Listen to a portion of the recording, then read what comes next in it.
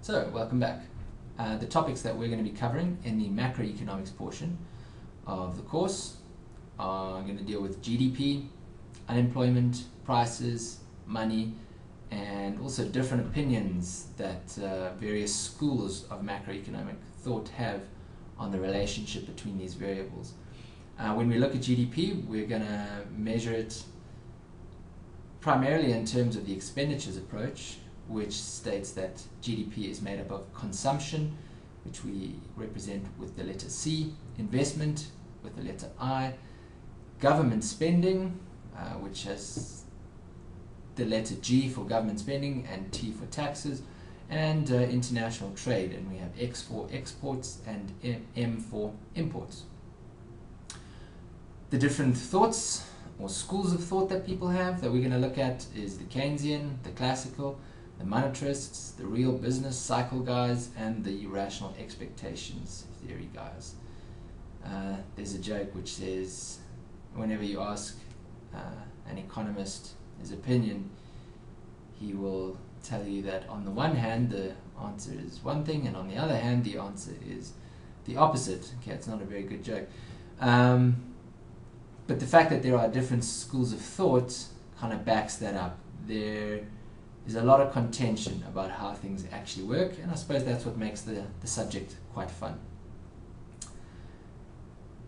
So let's look at how this actually translates into what you've seen before. Before, you've seen a circular flow diagram that was quite nice and simple.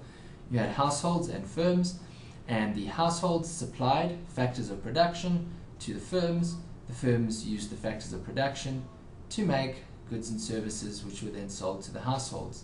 When households bought goods and services, they paid for that, right?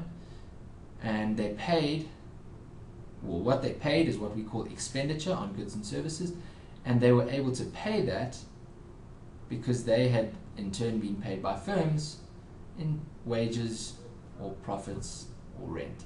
So, real goods flow from the households to the firms, from the firms to the households, and then the monetary exchange for those goods goes from the households to the firms and from the firms to the households.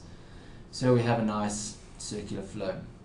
In macroeconomics, we're going to just focus on these monetary flows, this inside loop here, right? We're going to look at expenditure and we're going to look at income.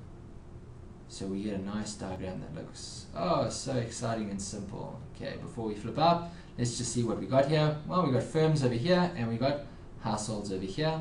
And what we're saying in macroeconomics is that we measure GDP, which is a monetary measure of spending or income, depending on which way we look at it. So what we say is that GDP is made up of spending, which comes from households, this is C, and investment, which comes from firms, which is I, and spending from government, which comes from here, which is G, and spending from the rest of the world, which is our next net exports. So we add all those four together, we get GDP.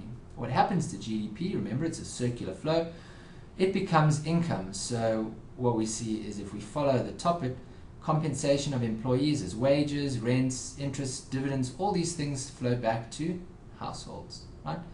But not all the income goes to households because some of it is taxes, right? So you can see here, taxes which come to government. Some of that income becomes social security grants, which goes from government, well, back to households, right? And then some of the income stays in firms as profits, right? And some of the income is actually spent on consuming capital, which is what we call depreciation. Okay.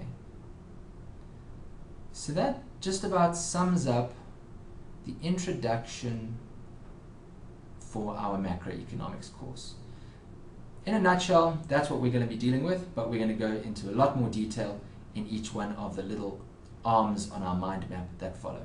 I hope you enjoyed this first part of the video series.